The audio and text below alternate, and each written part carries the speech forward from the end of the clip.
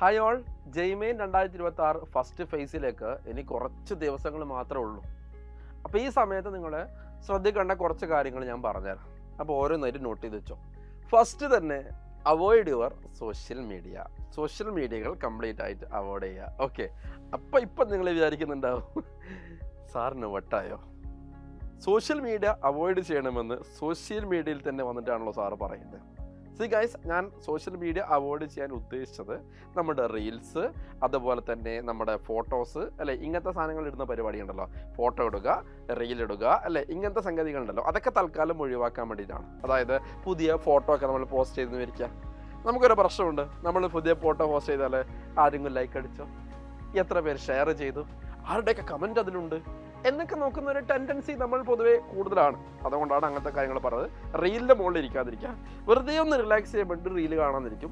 അതിങ്ങനെ പോയി 1 മിനിറ്റ് ഇരിക്കുകയാണെന്ന് വിചാരിച്ച് അത് പോയപ്പോഴത്തേക്ക് 1 മണിക്കൂർ കഴിഞ്ഞാൽ നമ്മൾ അറിയില്ല. അത് ഇങ്ങനെ അതിൻ്റെ അലഗോരിതം അങ്ങനെ വർക്ക് ചെയ്ത് പോകുന്നത് നമുക്ക് ഇഷ്ടപ്പെട്ട സാധനം ഇങ്ങനെ വന്നുകൊണ്ടേയിരിക്കും. ഓക്കെ, അപ്പോൾ ഒന്നാമത്തെ ഞാൻ പറഞ്ഞ അവോയ്ഡ് യുവർ സോഷ്യൽ മീഡിയ, അതൊക്കെ അല്ലേ, റെഡി.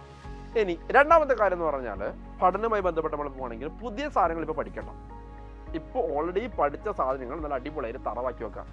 അല്ലാതെ കണ്ട് പുതിയ സംഗതികൾ ഇപ്പോഴെന്ത് ചെയ്യാൻ പോകണ്ട, പഠിക്കാൻ വേണ്ടി പോകണ്ട. കൂടുതൽ PYQ സാധനങ്ങൾ ചെയ്യേണ്ടത്. വെറുതെ കണ്ടമാനം പല ഗൈഡുകളിലെ പിന്നെ ക്വസ്റ്റ്യൻസ് ഒന്നും ചെയ്യേണ്ട, PYQs മാത്രം കോൺസെൻട്രേറ്റ് ചെയ്യാം. ഓക്കെ, മൂന്നാമത്തെ കാര്യം പറഞ്ഞാൽ നിങ്ങൾക്ക് ഇഷ്ടപ്പെടുമെന്ന് അറിയില്ല, എന്നാലും ഞാൻ പറയാം. അതായത് തൽക്കാലം ഫ്രണ്ട്സുമായിട്ടുള്ള കോൺടാക്റ്റുകൾ തൽക്കാലം എന്ത് ചെയ്യുക, ബ്രേക്ക് ചെയ്യുക. എന്തുകൊണ്ട് അങ്ങനെ പറഞ്ഞതറിയാം?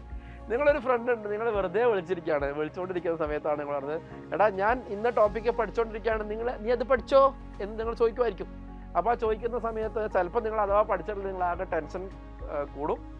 അപ്പോൾ എന്നിട്ട് നിങ്ങൾ എന്ത് ചെയ്യും, അത് പഠിക്കാൻ വേണ്ടി പോകും. ചിലപ്പോൾ നിങ്ങളുടെ ട്രാക്ക് എന്താവും, അങ്ങോട്ട് ഒഴിവായി പോകും. ഓക്കെ, അപ്പോൾ തൽക്കാലം ഫ്രണ്ടുകളുടെ ഡിസ്കഷൻ ഒഴിവാക്കുക, അതിന് കോൺടാക്റ്റ് ഒഴിവാക്കുന്നതാണ് നല്ലത്. നമുക്ക് എക്സാമിനും കഴിഞ്ഞാൽ ഇഷ്ടംപോലെ സമയമുണ്ട്, നിങ്ങൾ വെറുതെ വിളിച്ച് സംസാരിച്ച് ഒരു കുഴപ്പമില്ല. ഓക്കെ, അപ്പോൾ അങ്ങനത്തെ സാധനങ്ങൾ. അത് മാത്രമല്ല, ചിലപ്പോൾ പോലും പറയുന്നുണ്ടാവും, നീ ഇപ്പം എന്താ പഠിച്ച, ഞാനിപ്പോൾ ഇന്ന ബുക്ക് ചെയ്യാണ്, ഇന്ന പബ്ലിഷേഴ്സിൻ്റെ ഇന്ന ബുക്ക് ചെയ്യാണ്. ഞാൻ ആകെ ടെൻഷനായി, അയ്യോ എൻ്റെ അടുത്ത് ആ ബുക്കില്ലല്ലോ, അപ്പോൾ അതൊന്ന് ചോദിച്ചു കഴിഞ്ഞാൽ ഞാൻ എന്ത് ചെയ്യൂ എന്നൊക്കെ ആലോചിച്ച് നിങ്ങൾ ടെൻഷൻ അടിക്കും. അതൊന്നും നിങ്ങൾ എന്നിട്ട് വെറുതെ ചിലപ്പോൾ അത് ഓർഡർ ചെയ്ത് വരുത്തിക്കോ, അല്ലെങ്കിൽ അച്ഛനോട് നിർബന്ധിച്ച് വരുത്തിക്കൊക്കെ ചെയ്യാമെന്ന് വേണ്ട. ഓക്കെ, നമ്മൾ ഇതുവരെ പഠിച്ച സാധനം മാത്രം എന്ത് ചെയ്യുക, സർവ് ചെയ്യുക. അപ്പോൾ അതുകൊണ്ടാണ് തൽക്കാലം ഫ്രണ്ടിനോടൊക്കെ ഒഴിവാക്കുക എന്ന് പറഞ്ഞത്.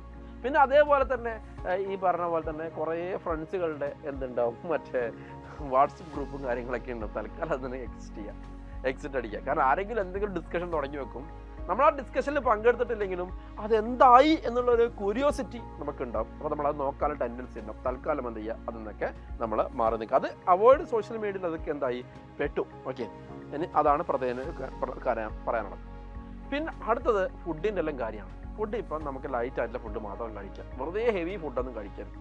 കാരണം ഉച്ചക്കെല്ലാം നല്ല അടിപൊളി മന്തിയിൽ അടിച്ച് കയറ്റി കഴിഞ്ഞാൽ ഉച്ചക്ക് കിടന്ന് ഉറങ്ങാനുള്ള ടെൻഡൻസി ഉണ്ട്. അത് പറ്റൂല. കാരണം പ്രത്യേകിച്ച് നമ്മൾ ഇനിയുള്ള ദിവസങ്ങളിൽ പകൽ ഉറങ്ങാനേ പറ്റൂല. നമ്മൾ സ്ലീപ്പ് സൈക്കിൾ രാത്രിത്തേക്ക് നമ്മൾ എന്ത് ചെയ്യണം, സെറ്റ് ചെയ്ത് വെക്കണം. കാരണം പകലാണ് ജെയുടെ എക്സാം നടക്കുന്നത്.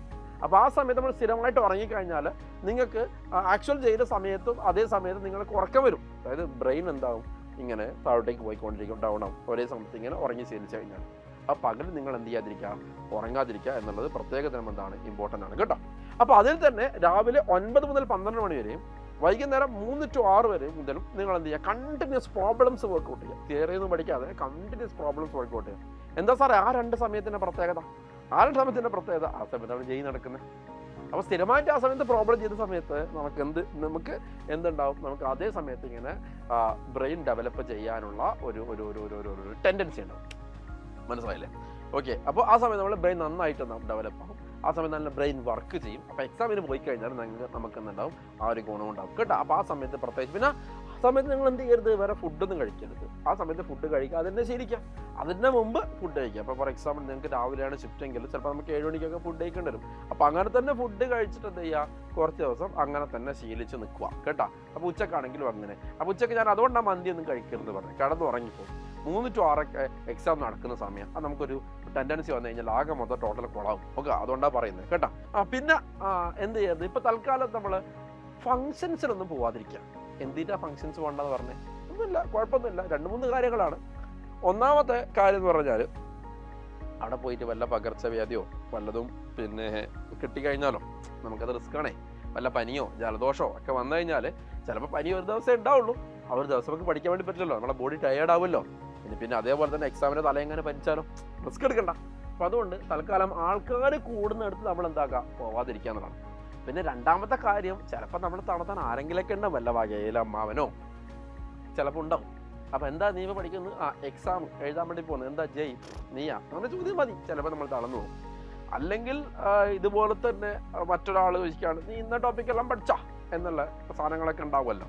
അല്ലെങ്കിൽ ജയിക്കാൻ കാര്യമുണ്ടോ എന്നല്ല, അങ്ങനത്തെ എന്തെങ്കിലും ചോദ്യം വന്നാൽ ചിലപ്പോൾ നമ്മൾ എന്താ തളർന്നു പോകും. ഓക്കെ, അപ്പോൾ ഈ സമയത്ത് അങ്ങനത്തെ ഒരു റിസ്ക്കും നമ്മൾ എന്ത് ചെയ്യാതിരിക്കുക, എടുക്കാതിരിക്കുക. അതൊക്കെ നമുക്ക് പിന്നീട് ഫങ്ഷൻസും കാര്യങ്ങളൊക്കെ നമ്മൾ എന്ത് ചെയ്യുക, പങ്കെടുക്കും. പിന്നെ അതേപോലെ തന്നെ എന്താണ്, വൈകുന്നേരം നിങ്ങൾ കളിക്കുന്ന ശീലങ്ങളൊക്കെ ആൾക്കാരുണ്ടാവും, ഫുട്ബോളൊക്കെ. ഓക്കെ, ഇപ്പം തൽക്കാലം ഇന്ന് പോവാതിരിക്കുക. എന്തുകൊണ്ടാണെന്നറിയും, വല്ല കളിച്ച് വീട് കയ്യോ കാലം എന്തെങ്കിലും പറ്റിപ്പോയാലോ, എന്തിനാണ് നമ്മൾ റിസ്ക് എടുക്കുന്നത്? ഈ സാറ് വന്നിട്ട് ഫുൾ ദുരന്തം പറയുന്നത് വിചാരിക്കരുത്, നമ്മൾ റിസ്ക് എടുക്കാതിരിക്കാൻ വേണ്ടിയിട്ടാണ് പറയുന്നത്. കാരണം അതൊക്കെ നമുക്കത് കഴിഞ്ഞിട്ടാവാം അല്ലേ. പിന്നെ നിങ്ങൾക്ക് അത്രയും ആഗ്രഹം ഉണ്ടെങ്കിൽ ഇതെല്ലാം കഴിഞ്ഞിട്ട് കളിക്കാൻ പോയിക്കോ, എനിക്ക് പിന്നെ വീണാണ്ട് അപ്പം വീണും, എനിക്ക് കൈവോട്ടുണ്ടാകൊണ്ട് അപ്പം കൈ പിടിച്ചോ, കുഴപ്പമില്ല, കുറച്ച് കിടന്നാലും പ്രശ്നമൊന്നുമില്ല. പക്ഷേ എക്സാമിൻ്റെ സമയത്ത് എന്താക്കണ്ട, ആ ഒരു റിസ്ക് എടുക്കണ്ട എന്നാണ് ഞാൻ ഉദ്ദേശിച്ചു വന്നത് കേട്ടോ. അപ്പോൾ ആ കാര്യം നമ്മൾ എന്ത് ചെയ്യണം, ശ്രദ്ധിക്കണം. ചുരുക്കി പറഞ്ഞു കഴിഞ്ഞാൽ പരമാവധി എന്ത് ചെയ്യാം മക്കളെ, ഡിസ്ട്രാക്ഷൻസ് ഒഴിവാക്കി. ഇനി വീട്ടിൽ വല്ല പ്രശ്നം ഉണ്ടെങ്കിലോ നാട്ടിൽ വല്ല പ്രശ്നമുണ്ടെങ്കിൽ ഞാനൊന്നും അറിയില്ലേ രാമനാരായണ എന്ന് പറഞ്ഞിട്ട് അവിടെ ഇരിക്കുക. തൽക്കാലം ഇപ്പം അതേ പറ്റുള്ളൂ. തൽക്കാലം നമ്മൾ എന്താ, ഒരു പ്രശ്നത്തിന് പെടാതെ സ്വാർത്ഥരായിരിക്കുക ഈ സമയത്ത് കേട്ടോ. പിന്നെ മോക്ക് ടെസ്റ്റ് പരമാവധി എഴുതണേ. ഈ മോക്ക് ടെസ്റ്റിന് മാർക്ക് പറഞ്ഞാൽ നിങ്ങൾ ടെൻഷൻ അടിക്കും വേണ്ട. ഈ മോക്ക് ടെസ്റ്റുകൾ നമ്മൾ ചെയ്യുന്നത് പ്രധാനമായിട്ടും നമ്മൾ സ്ട്രാറ്റജി ബിൽഡിങ്ങിന് വേണ്ടിയിട്ടാണ്. അതായത് എങ്ങനെയാണ് ഓരോ വിഷയത്തിനും ടൈം ബാലൻസ് ചെയ്യേണ്ടത് അല്ല എന്നുള്ള കാര്യങ്ങൾക്കൊക്കെ വേണ്ടിയിട്ടാണ്. അപ്പോൾ അതിൽ തന്നെ നമുക്കൊരു കാര്യം ചെയ്യാം. അതായത് ഇപ്പോൾ ഫോർ എക്സാമ്പിൾ മോക്ക് ടെസ്റ്റിന് നമ്മളെപ്പോഴും എങ്ങനെയാണെന്ന് വെച്ച് കഴിഞ്ഞാൽ, നമ്മൾ ആദ്യം ഫിസിക്സ് കെമിസ്ട്രി മാത്സിന് ടൈം ഡിവൈഡ് ചെയ്ത് കഴിഞ്ഞാൽ പിന്നെ കുറച്ച് സമയം നമ്മൾ എന്താക്കണം, ബാക്കി വെക്കണം. അതായത് നമ്മൾ 3 ആയിട്ടല്ല ടൈമിനെ ഡിവൈഡ് ചെയ്യണം, നമ്മൾ 4 ആയിട്ടാണ് ടൈമിനെ ഡിവൈഡ് ചെയ്യേണ്ടത്. എന്തിനു വേണ്ടിയിട്ടാണ്? അതായത് ഫിസിക്സിന്, കെമിസ്ട്രിക്ക്, മാത്സിന്. ഓക്കെ അല്ലേ?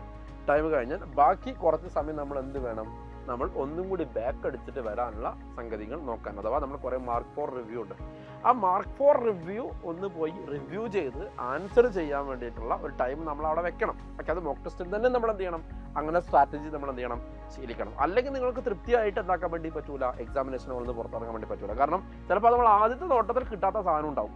ഓക്കെ, അത് ചിലപ്പോൾ അവസാനം നോക്കി കിട്ടുമെന്നേ.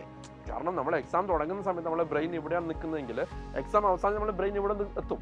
മനസ്സിലായില്ലേ? അപ്പോൾ നമുക്ക് ആദ്യം കിട്ടാത്ത സാധനങ്ങൾ എന്താവും, കിട്ടും. അപ്പോൾ മോക്ക് ടെസ്റ്റുകൾ നമ്മൾ പിന്നെ പാലിക്കേണ്ട സ്ട്രാറ്റജി എന്ന് പറഞ്ഞു കഴിഞ്ഞാൽ, നമ്മൾ ആദ്യത്തെ റൗണ്ട് പോകുന്നതിൽ നമ്മൾ എന്ത് ചെയ്യുക, ആദ്യം സിമ്പിൾ ക്വസ്റ്റ്യൻസ് മാത്രം എഴുതി ശീലിക്കുക.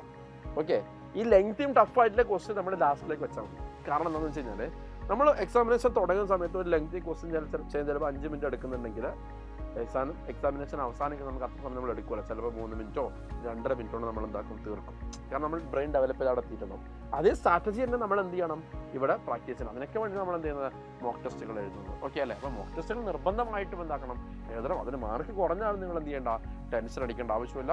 ആ മാർക്ക് കുറഞ്ഞാൽ ഏത് സെക്ഷനിലാണ് നമുക്ക് പ്രശ്നം പറ്റിയത്, ആ സെക്ഷൻ എന്താക്കാം ഒന്നുകൂടി ക്ലിയർ ആയി. അപ്പോൾ എനിവേ നമ്മൾ അങ്ങനെ സ്ട്രാറ്റജികൾ എന്താക്കുക, ഡെവലപ്പ് ചെയ്യുക. നമുക്ക് ഉഷാറായിട്ട് നമ്മുടെ മാർക്ക് കുറഞ്ഞാലും പഠിക്കേണ്ട, ചിലപ്പോൾ നമുക്ക് അറിയുന്ന കാര്യമായിരിക്കും, ആ സമയത്ത് നമുക്ക് എന്തെങ്കിലും പ്രശ്നം പറ്റിയതായിരിക്കും. ആ പ്രശ്നം എന്താക്കുക, പരിഹരിക്കുക. എന്നിട്ട് അത് നമ്മുടെ ആക്ച്വൽ ജയിക്ക് വരാതെ നോക്കണം കേട്ടോ.